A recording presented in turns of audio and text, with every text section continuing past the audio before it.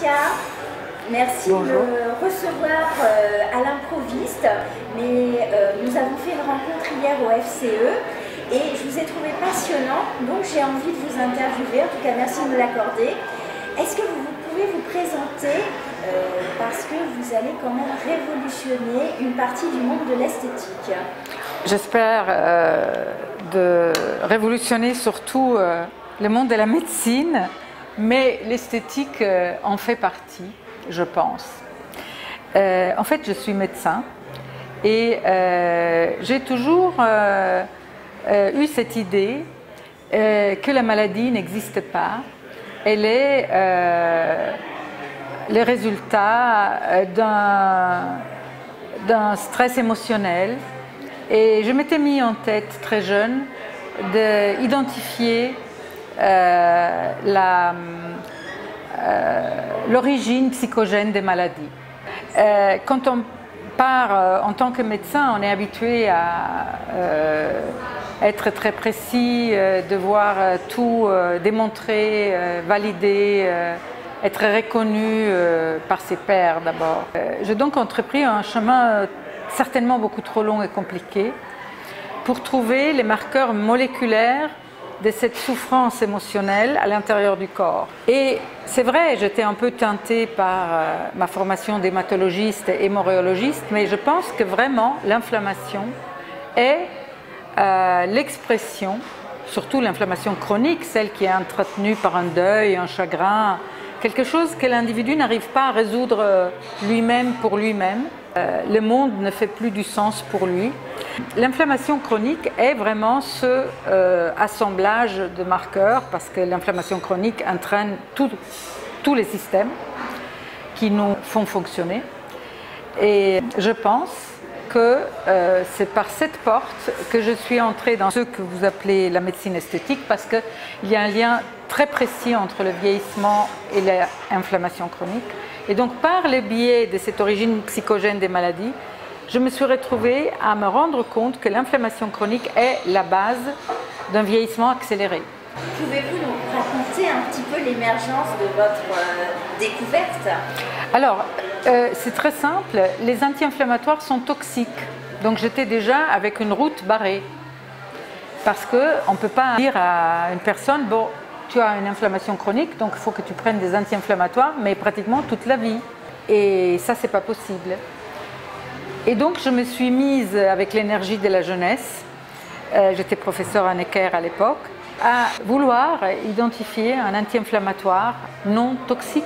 Ça, c'était ma première quête absolue.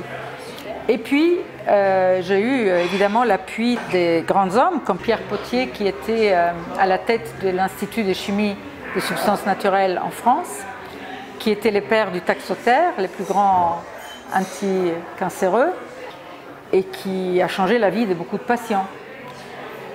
Curieusement, ma découverte porte sur une molécule qui est de la même famille chimique. Mais ça, c'est vraiment le hasard. Pierre Potier était protecteur de cette espèce de collection d'extraits des plantes guérisseuses récoltées dans les villages à la lisière entre la Chine et le Vietnam, qui étaient réextraits chaque année par des ethnobotanistes et conservés à l'université de Hanoï et transférés ensuite à l'Institut de chimie des substances naturelles. Donc, il m'a fait la grâce de me donner un certain nombre d'extraits. Il nous a malheureusement quittés au moment où je commençais à faire des études cliniques sur cette molécule qui en fait n'est pas une molécule, c'est un cocktail de molécules, tous des monoterpènes. Donc on a découvert que ce cocktail de molécules bioactives était aussi dans l'écorce de l'orange.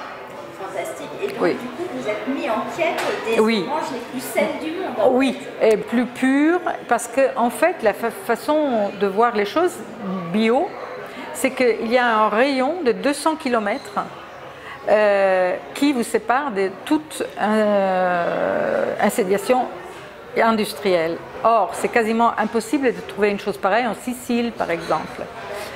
Et nous avons dû aller en Amérique du Sud, d'abord au Costa Rica et puis au Brésil, pour trouver une plantation purissime et non traitée. Alors, mon évidence quand j'ai déposé mon premier brevet était vraiment sur les cellules in vitro. Mais elle montrait bien que la cellule sénescente, dans son phénotype des cellules sénescentes, était caractérisée par des marqueurs inflammatoires que nous étions capables de réverser. Et on avait découvert les capacités extraordinaires sur la peau et sur les systèmes nerveux, notamment sur l'humeur. Dans 2 modèles différents, vous retrouverez tous ces articles dans notre site corporate. Et quand donc le programme nous a suggéré qu'il fallait donner quelque chose de l'ordre de la première chose qui fait cet actif AISA, qui veut dire Anti-Inflammatory Senescence Actives, c'est de réparer la barrière intestinale. Ça s'appelle normalement la dysbiose. Et c'est la source d'une inflammation chronique dans tous les corps. Donc normalement, toutes les arthrites et toutes les dermatites dépendent strictement d'une altération de la barrière intestinale. Ou du moins, disons, si on soigne cette barrière, la dermatite et l'arthrite vont être très redimensionnées. Mais également, toutes les maladies caractérisées dans l'orbite de la fatigue chronique, de la dépression, du manque de concentration, de l'insomnie, tout ça, c'est de la neuroinflammation qui dérive de la dysbiose. Parce qu'en fait, les facteurs inflammatoires sont parfaitement capables, contrairement à ce qu'on pensait il y a quelques années, de passer la barrière hémato-encéphalique. Donc vous avez une symptomatologie comme si vous étiez déprimé, mais vous ne l'êtes pas du tout. Donc la première action de ce cocktail de monoterpènes est de réparer la barrière intestinale. Et tout le reste en découle. Séparément, nous avons démontré par plusieurs papiers, dont le papier clinique est publié sur Clinical Nutrition en 2015, nous avons démontré que, indépendamment de la barrière, nous avons un véritable effet anti-TNF, anti-interleukine 6, qui sont les principales cytokines pro-inflammatoires, mais également nous touchons au HOMA-AR, à l'insuline et au glucose, qui sont plutôt des marqueurs et aux fibrinogènes qui sont intéressants dans le syndrome cardiométabolique, qui constitue quand même dans le vieillissement une importante atteinte au bien-être. À un moment donné, lors du projet Ristomed, dans les départements à côté de la nutrition, professeur Cannella, il y avait un département de dermatologie et les dermatologues s'est énormément passionné à tout étudier et a commencé à donner ces gélules aussi à ces patients de psoriasis qui étaient réfractaires à toute thérapie depuis très longtemps. Grosso modo, pour dire, ils étaient désespérés. C'était du psoriasis intermédiaire. Les mesurations ont été faites sur les cheveux, les ongles et la peau. Parfois des grandes zones de la peau, tout le dos ou le ventre ou les plantes des pieds ou des mains. Enfin, des gens qui souffraient vraiment. On a publié évidemment ces données. Et les malades de psoriasis, qui sont tous guéris, d'ailleurs 10 sur 10 c'est du jamais vu, mais c'était une étude observationnelle, ont demandé qu'on développe pour eux quelque chose de très léger, parce qu'ils étaient habitués à mettre des lourdes crèmes. Avant, j'ai développé des brumes. Et ces brumes ont été évidemment testées.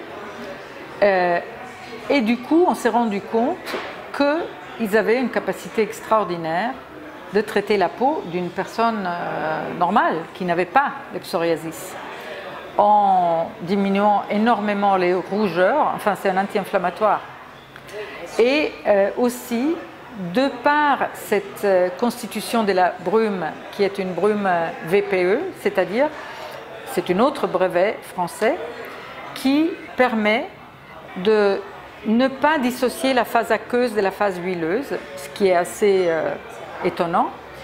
Et nous avons vu qu'il y avait un regain d'une qualité importante de la peau, qui est l'élasticité. Alors, ça a fait son buzz.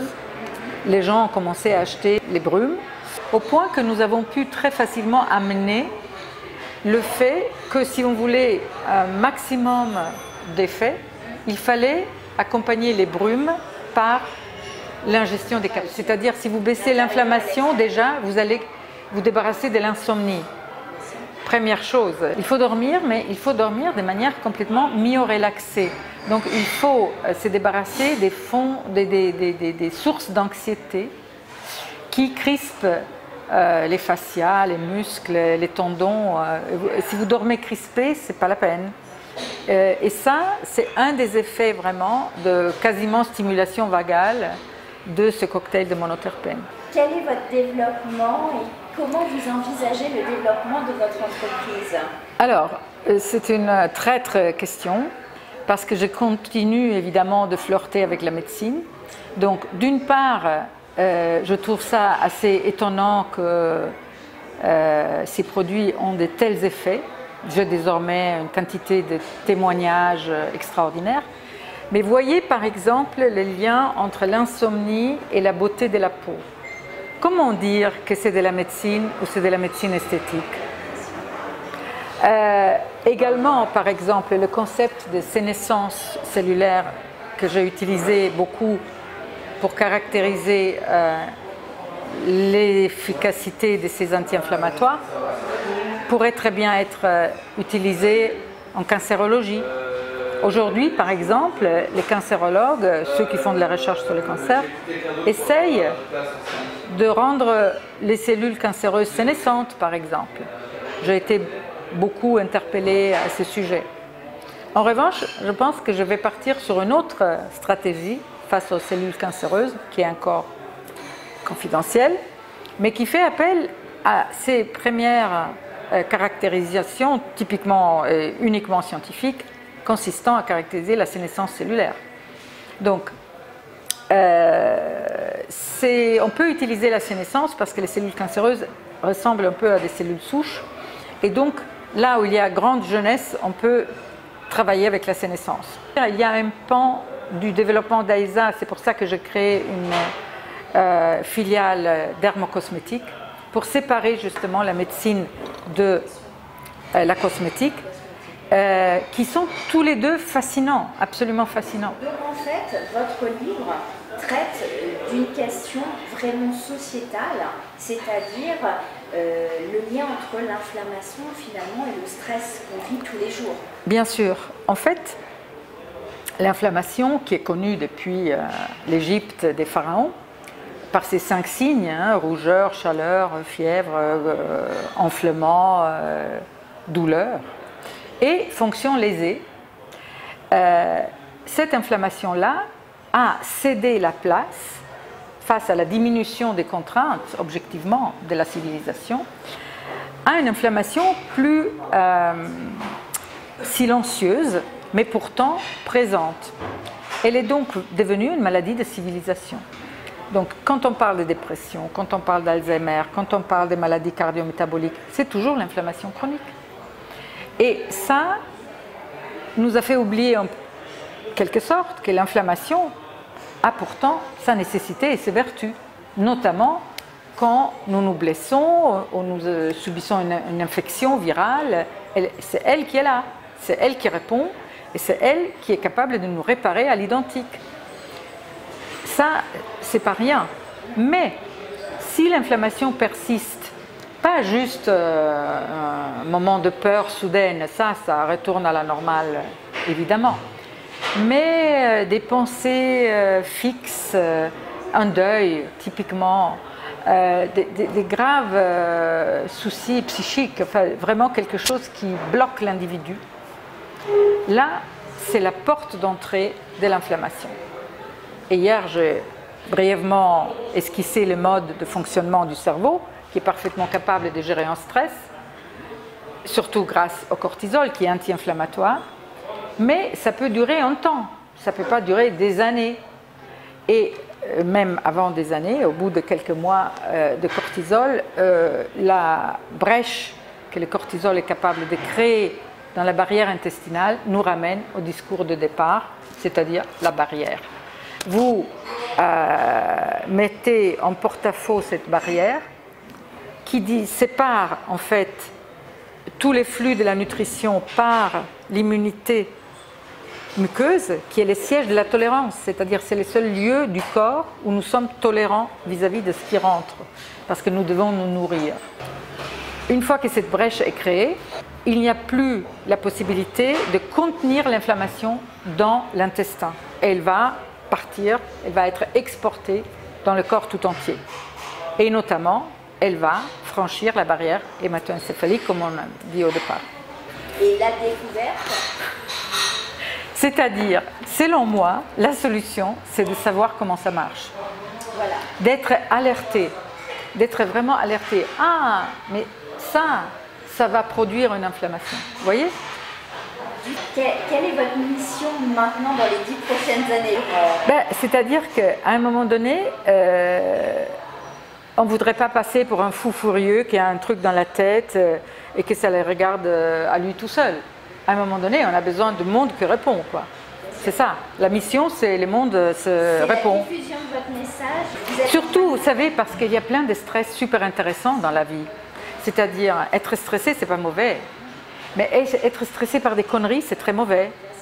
C'est comme Evagrio da Ponte qui disait moi, je dois être déprimé pour penser Dieu.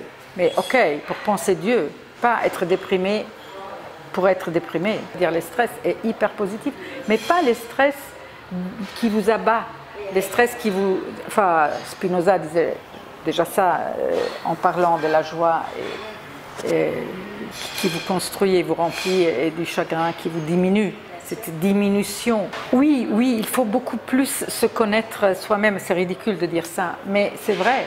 C'est-à-dire, il faut beaucoup plus savoir comment on fonctionne. En tout cas, je vous remercie vous êtes prêté au jeu de l'interview, parce Merci. que c'était très gentil de m'accorder du temps. Bravo. En tout cas, elle contribue à une démarche collective en ce moment qui est la médecine préventive. Je pense que c'est pas...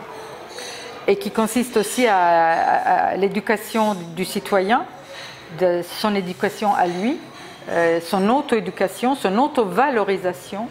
J'espère que les découvertes d'Aïsa auront contribué un tout petit peu à ce développement-là de la société. Et en tout cas, je vous souhaite une très belle réussite. Merci Patricia. Merci.